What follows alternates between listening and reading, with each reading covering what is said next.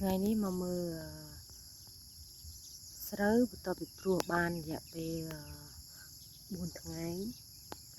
អញ្ចឹងវាដោះបានប៉ុណ្ណេះហើយនេះដោះប្រឡងមកបានប៉ុណ្ណេះហើយបងប្អូននេះ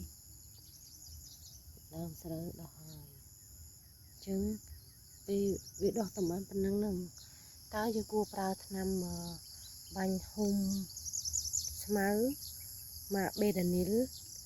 ឬក៏ទុកសិន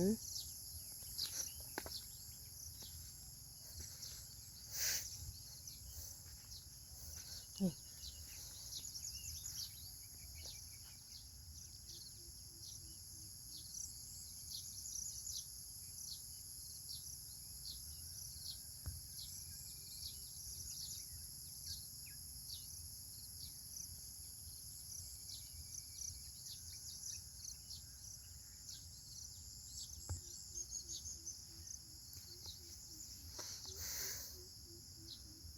ខ្លែងខ្លះដោះខ្លែងខ្លះទៅឃើញដោះ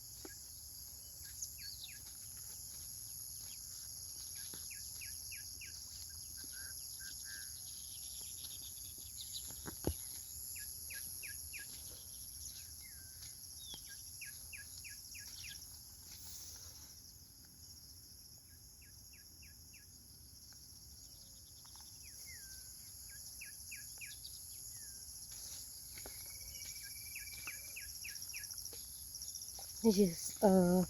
ស្រូវដែលព្រោះបានរយៈពេល4ថ្ងៃអញ្ចឹងគឺថាមកឃើញដោះប្រឡងខ្លះៗហើយ